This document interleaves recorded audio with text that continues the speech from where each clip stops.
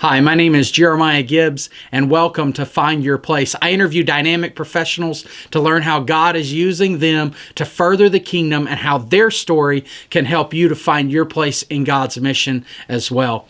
Today I'm interviewing Dr. Michaela Wadsworth. Michaela is an occupational therapist and one of the most deeply formed Christian young adults that I know. She uses her gift of hospitality and her deep love for people to be able to help families of children with disability to live healthy and dignified lives. If you want to find out how your love for people can change a person's life, then stay tuned to find out how you can find your place. If stories like this are helpful, take a moment to subscribe to this channel and check the description for links for more stories like it. Let's hear her story.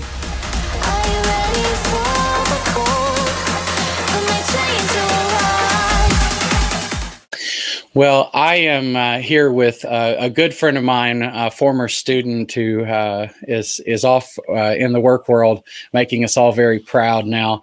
And I want to introduce you to Dr. Michaela Wadsworth and welcome her. As some folks that are beginning to watch these episodes will know, a lot of what we're doing in this sort of environment is to be able to help folks be able to think about their own calling by exploring the calling of someone else, by hearing the ways that God has been moving in your life. Our hope is that people would get a sense of how God may move in their life too. So if you would, Michaela, just start by telling us a little bit about the work that you do and sort of what your day-to-day looks like. Yeah, so I'm an occupational therapist and I work in early intervention, which means I work with kids under the age of 3 and I go into homes. So I go into homes every week for an hour with kids with developmental disabilities of all kinds. So I work on teaching them to eat, teaching them to play, teaching them how to tolerate taking baths and brushing teeth and just all of the really important day-to-day things that most people don't even think about. But that these parents and caregivers have a really hard time with sometimes with these kids. Very cool. Very cool. So that's your day-to-day sort of work life. Are there other things that sort of make life meaningful for you? What are some of the things that you just enjoy doing, or maybe just passions that are outside of your work? Outside of work, I love hiking with my husband and my dog. We love hosting people for dinners. We love working with the youth group at our church. And we typically travel every chance we get, but that's been a little different with COVID. Yeah, for sure. All of us that are travel bugs have been held off from being able to do what we really love to do, haven't we? So very good. Well, what are the things that particularly with your work with folks with developmental disabilities, kiddos with developmental disabilities, what are the things about that you really love? What are the things that make that important for you? Well, I mean, gosh, there are things we do every day, right? And it can be really hard, especially with my kids with G-tubes or that refuse to eat. You know, you do that at least 3 times a day. And how hard is it for the parent to watch your kid not eat, not gain weight, not play, just kind of like not do all the other things that typical kids do. So I absolutely love coming alongside parents in the really hard things. And that's why I love being in the home, because I can come in to a messy home that a kid is screaming and we can be like, okay, what are we going to do? How do we help this kid just thrive? And how do I help you as a parent thrive to make everyone's lives easier? And I think in the home, you see a lot that you wouldn't see in a clinic. And can have some insight sometimes too on how the parent was parented. And yeah, you don't really know how to help a kid take a bath when you don't know what their bath looks like or what brushing your teeth looks like. And it's different in every home. It's different with every culture. I've worked with kids to use utensils before. And then the parent will be like, well, in our culture in our country, they don't use utensils until they're 4. It's like, well, then why are we working on this? Keep using your hands. That's fine. Keep letting your mom feed you. That's fine. Yeah. So it's really unique. I love getting to work with a wide variety of people. I work in really nice homes in the suburbs. I work in not so nice houses and apartments. I did bring bed bugs home one time. That wasn't great. But no. but you know what? It was a super sweet family. They felt really bad about it. Of course, yeah. Sometimes there's not much they can do about that. So, have you worked in a clinic before then? You kind of compared the way that we going into homes with clinics. What's been so I did, as a student, I was in clinics mostly, and I actually didn't think that I liked working with kids in the clinics. Yeah. That was not something. I was actually really disappointed after I did that rotation, because I was like, I don't think this is what I want to do. But they brought the child to you. You spent an hour with them. You brought them back to the parent.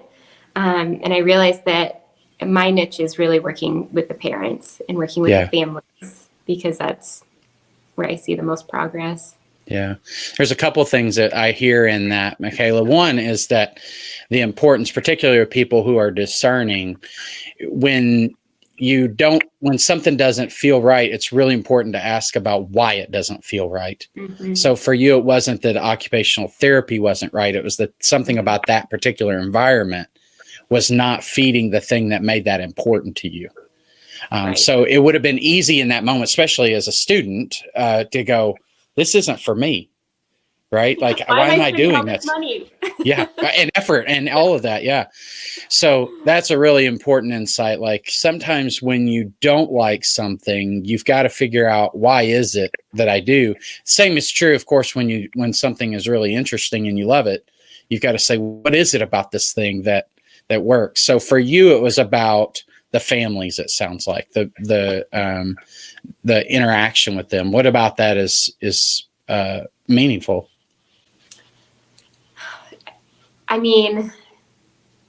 So much is meaningful, because I actually understand when they say, my child does this, I need help. Sometimes when a parent comes to you and says that, you're like, well, that doesn't seem like an issue.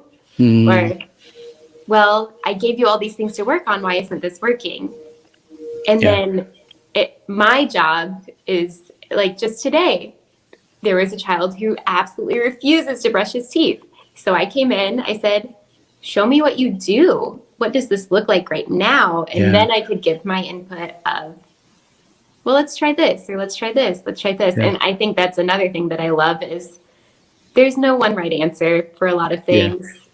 And I also realize that parents get really discouraged. Yeah. All parents do, not just parents of kids with developmental disabilities. And feeling like they're not doing the right thing, or someone says to do this, someone else says to do this. I don't know what is right. And I think it's really important to give parents confidence. Because if they're confident in their parenting skills, they will love that child so much better, and will have so much capacity to help them grow. Yeah. Well, and one of the things that all of us as parents, we try to parent, and we are always wondering whether we're messing it up. Like, am I messing my kid up? Am I doing something that's going to be, they're going to be going to therapy for someday? Probably the answer is yes. Right. But the confidence to parent at all is difficult. You can only imagine, or I can only imagine, how that gets elevated when somebody has a kid that they know has disabilities, has special needs, and they are not OTs. They don't know how to meet those needs sometimes. And so very cool. So what is it about your job that you think, this is the reason that I'm good at what I do? What do you bring that you think is particularly a gift to your clients, or to their families, or so on? Well, I would say one thing is I am very flexible and try to be very non-judgmental. So there are a lot of families that are scared to let people in their home, scared to say, like, this is what our life really looks like, and this is how I really parent, and I'm just done. And I feel like, and it's taken me a while to get here, but I feel like I do have the ability to just sit with parents in all of that and say, it's okay. You want better. So let's figure it out, and not have the parents feel any shame about whatever their current situation is, especially with the single moms. Yeah. Yeah. I can imagine that, there's a lot of vulnerability for the parents, in what you're doing. Yeah. So when did you notice that you were good at that? Like what was that something that you realized on the job, or was that something that goes back long before this job? I would say it goes back, because we did mission trips every year growing up, and that was something that I always felt like was easier for me than it was for some other people, is just to say, like, all right, this is where you're at. Cool. Let me come beside you. Yeah. I'm not scared that you smell bad. I'm not scared that there's a chicken pooping in your living room. Yeah, that's happened. Yes. And it goes back to my very first mission trip when Katrina hit.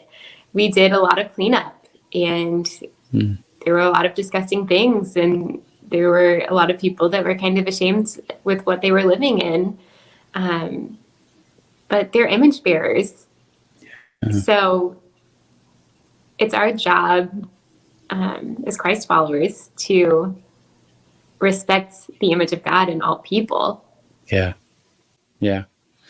You know, I think as you're talking, I'm remembering too, and I don't know, I think I probably told you this years ago, but maybe I didn't. When you were a student, when you were an undergraduate at UND, we could often tell from our attendance numbers what weeks Michaela was there, because you would bring so many people with you when you would come to worship. So, you know, and for those listening, worship at that time would have been maybe 100 people or so in a given worship service. But you were bringing like 6 or 8 or 10 friends sometimes with you, and I could say, "Oh, well, Michaela wasn't there; the numbers were down that week."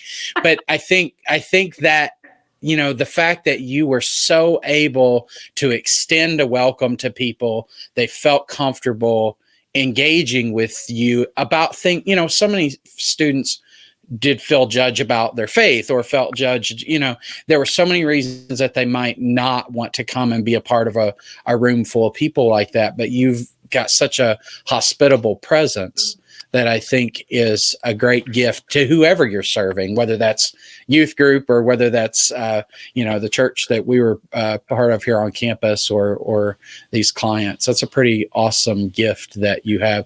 And I think one of the things that I love to talk about with people with regard to calling is that when you have a strength like that, when you have this tool that God has given you, it isn't just going to come out in one area of your life, right? It's going to come out on mission trips. It's going to come out when you're inviting people to come, and it's going to come out in your work when you're in people's homes, that they're going to say, like, this person actually enjoys me and likes me, and I want to be with her. So that's a pretty tremendous gift that you have to be able to offer to people. If you're trying to figure out where God is calling you to serve, then I hope you will check out my book, Find Your Place in God's Mission. It's a step-by-step guide for hearing and claiming God's calling on your life. It's incredibly practical. It's filled with stories like you hear on this show. So check the links in the description for a link to purchase the book. You can also win a copy of the book for free. All you have to do is subscribe to this channel and leave a comment on this video. Tell me what you're passionate about in the comments. That will be your entry. Even if you're watching this video long after we've released it, I give away a free copy of the book every week to somebody who's commented during that week. So make sure that you subscribe, leave a comment about your passion, and you could win a free copy. Enter as often as you like just by putting a new comment on one of the Find Your Place videos. Click the link in the description to check out the book. What would you say makes it hard to do your job? What are the parts that if you could get rid of it, you'd get rid of it? Scheduling. Mm, Because I make my own schedule, which I love the flexibility. I love it yeah. because it helps me prioritize things outside of work really well. But gosh, that's the first thing that comes to mind. The second thing that comes to mind is sometimes it's really hard to engage parents. Sometimes they just want someone to come in and fix their child in 1 hour a week. And a lot of times that's because the parents really just don't have the capacity to do it all. But sometimes that is really hard to say, like, your child isn't making progress because, like, you're not carrying throughout the week all of the things that we're talking about. And it's sometimes hard to be delicate with that and not give up on parents who have given up. Yeah.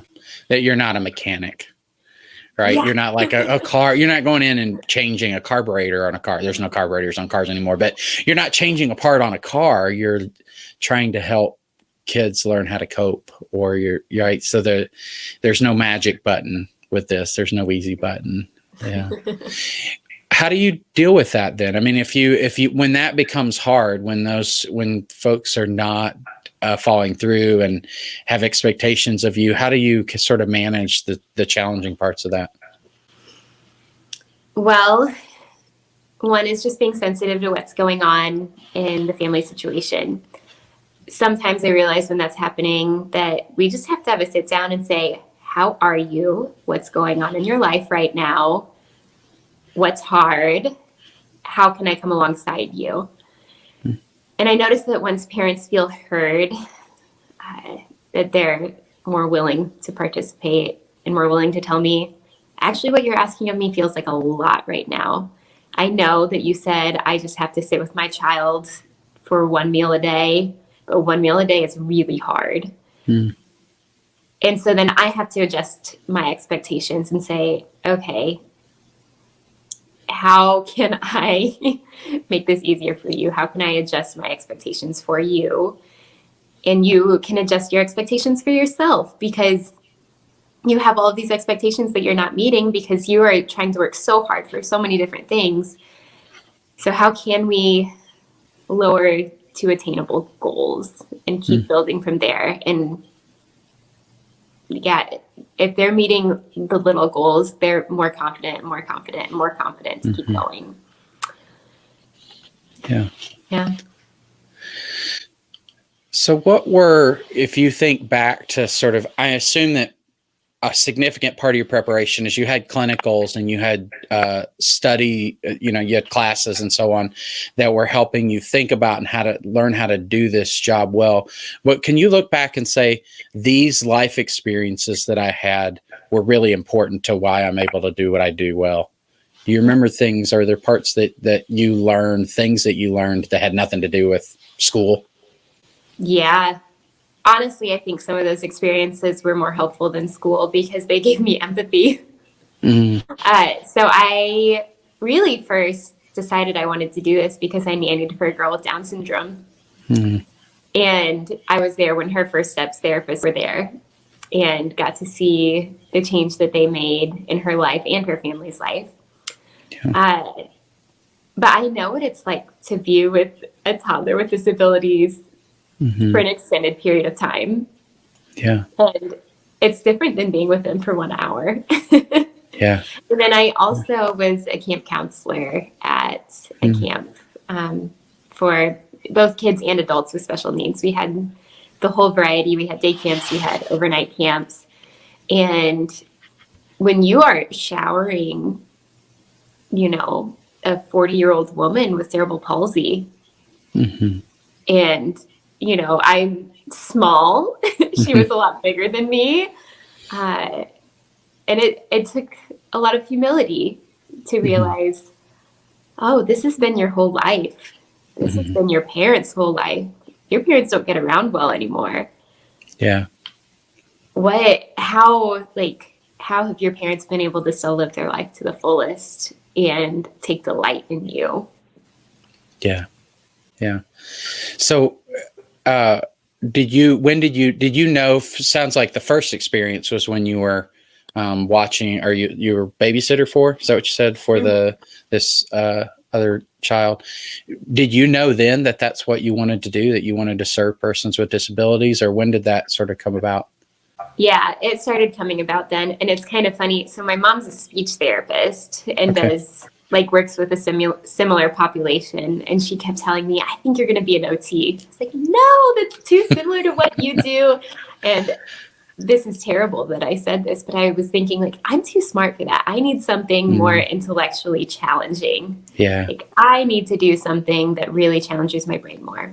Yeah. And I explored a variety of options for sure. But when it got down to the shadowing, and when it got down to me thinking about what kind of lifestyle do I want to have, that's when I realized, yeah, I want to work with people. And this still, can be intellectually challenging at times, just not in the ways that, like the math and some of the science that I was good at. But that's really when I figured it out. Yeah. So how do you sort of figure out the intellectual challenge piece? Like, if that's something that's a part of who you are, is there some other place in your life where you work that out? How is that a part of your life otherwise?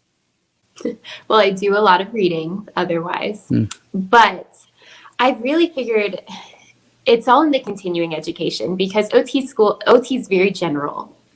So we learn a lot of the general basic things to be a good OT, but the neurology of a child's brain is just fascinating. And so in the continuing education, figuring out more about the reflexes, more about the pruning, more about how to make all of these different connections, learning about vision, learning about swallowing, all of these things that are in the scope of OT, but that we didn't get a chance to dive deep into because we didn't have time in grad school. So I'm taking it upon myself now to do a lot of that education on my own time. Yeah. So things like the brain research and so on sort of stimulate, because we're talking about a body of literature that is endless, right? And advancing all the time and so on.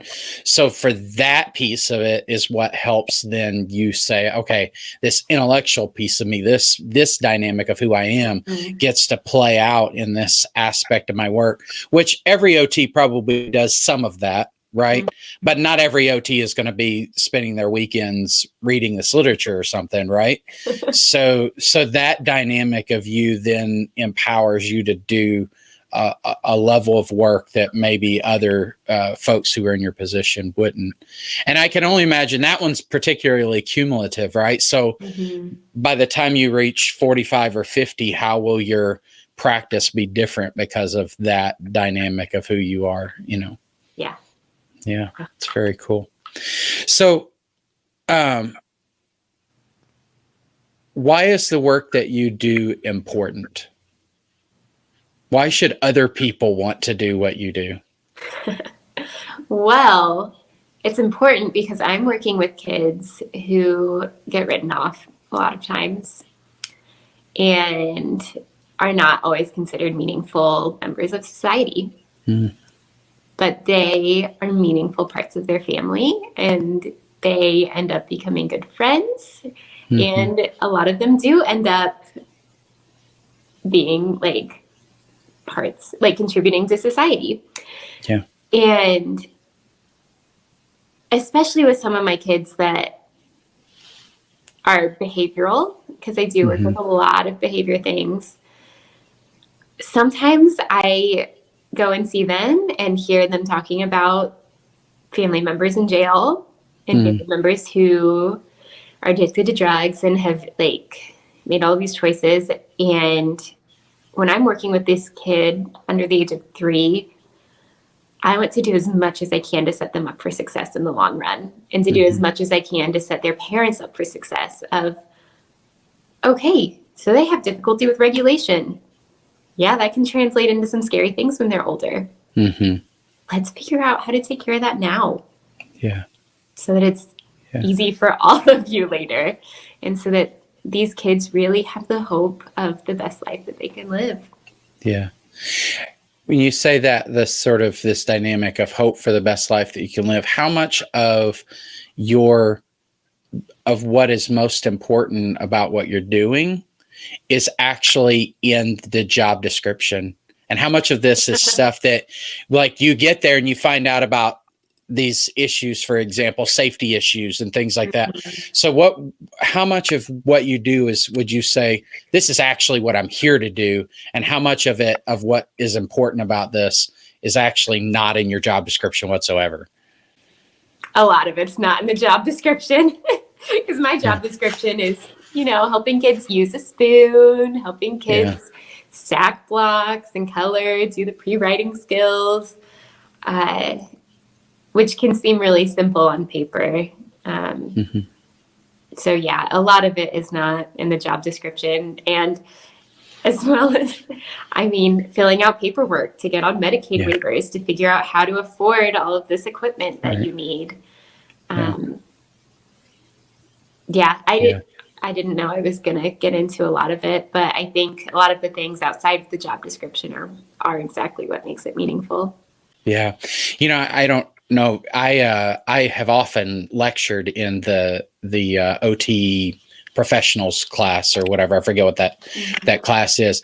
But one of the things that I tell occupational therapists every year is, when you put on this uniform and you're in front of people, you're getting you're an identity that people are going to invest all kinds of trust in, right? So it's not just about occupational therapy, but because you're coming into their home as a sort of expert, there's all kinds of trust and that's being invested in you. And a lot of it might be things that you didn't sign up for, but oftentimes those are the things that you may have an opportunity to intervene in ways that other people simply would never have access to, right? Would not know that those things are going on. So that's really cool. And I think it's a good illustration of how, and I think most jobs are like this, that the thing that makes it most meaningful isn't really the job description. There's something else that really is the reason that gives us life and is meaningful. So you used some language earlier. I would love to hear how it comes out in your everyday work. You used the language of image bearers with regard to, I think it was you when you're talking about your mission trip experiences. How does that theological concept interact with the kind of work that you're doing with persons with disabilities? I firmly believe that all creation bears the image of God.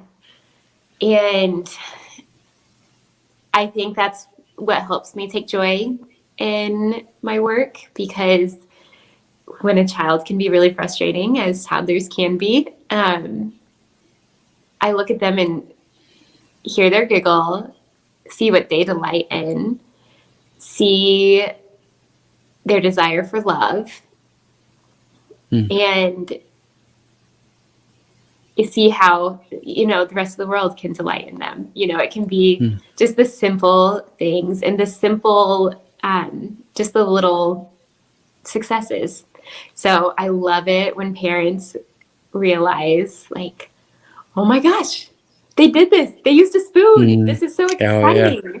And we celebrate God for that. He created these bodies to do these different things. And I celebrate God even with my children with autism, who just think differently and play differently.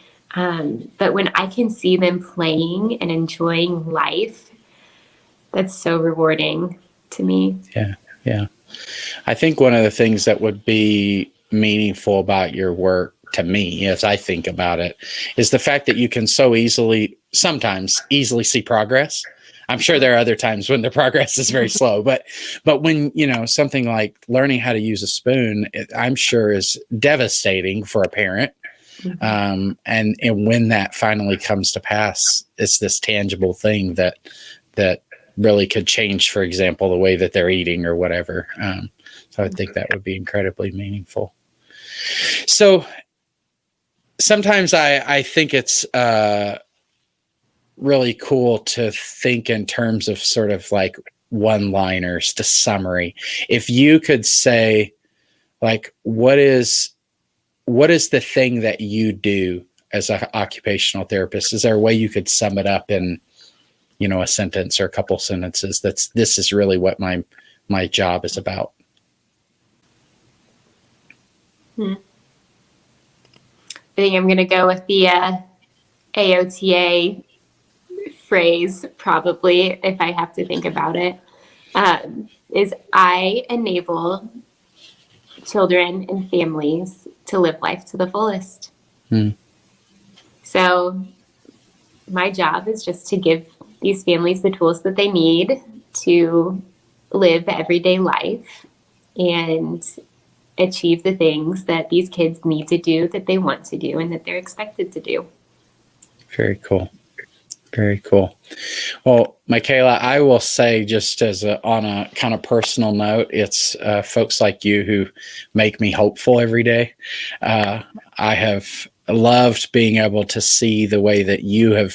I think I met you when you were 18, maybe younger than that. I don't remember, but to be able to see you, come into adulthood, but now to be able to make this massive contribution into the lives of others, and to be able to see the way that you are reflecting the kingdom of God, the mission of God, in your everyday work. And I know we haven't really even talked that much about your engagement at church and the way that you're involved in the youth ministry at the church, and the way that you and your husband serve there, which I know is absolutely a huge part of your life too.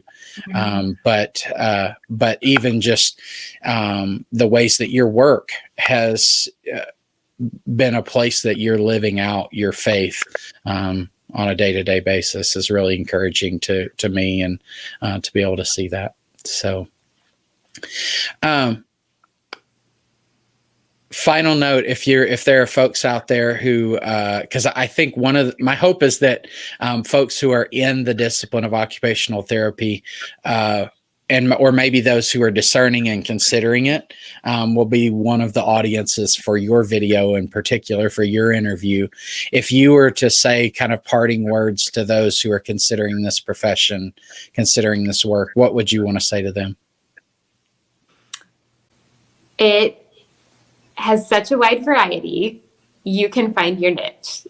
Because I remember going through grad school thinking, I don't want to do this. What was I thinking? Because I was learning about all of these different things. And then I remember finally I was like, oh, maybe my niche is going to be hands. Like, I really love the intricacy of hand therapy. And then I did the clinic thing and it was okay. But I remember graduating and just being like, I don't even know what kind of job I want to apply for, because I don't want to do any of this.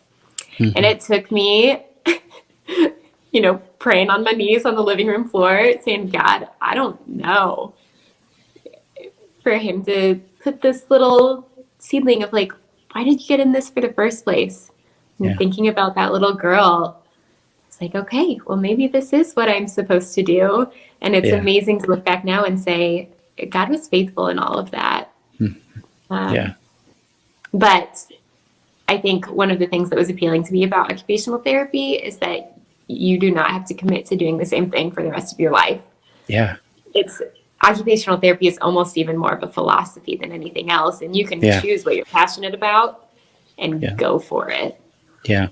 And that's super, I think, important for certain personality types. Pastoral ministries like that too, where, pastoral ministry, and there are so many things that are a part of what we do, and it allows us to kind of go in lots of different trajectories. If there's some passion that rises up in you, then you get to take and to do that and to be that for a while. And I think there are some careers, and OT is certainly one of them. Social work is another, where you kind of get to make it the way that that makes sense for you in your life right now, and your passions right now. So that's really a powerful dynamic. Well, thank you, Michaela. Really appreciate you coming on and sharing a bit of your story, and certainly a joy for me personally to be able to connect with you again about the good work that you're doing. All right. Thank you. Thank you. Happy to share. Yeah. I believe that stories like this one are incredibly helpful in figuring out where God is leading you in your life. Sometimes when you're in the middle of the story, it's really difficult to know where God is speaking and where God is moving in your life to lead you. As we look back on these lives of these professionals, then we learn a little bit about how God is moving in their life, and I believe it'll make it easier for you to know how God is moving in your life. If you like stories like this one, subscribe to this channel and check out the description for links to other stories that are like it. And I hope that you'll come back again soon. Are you ready for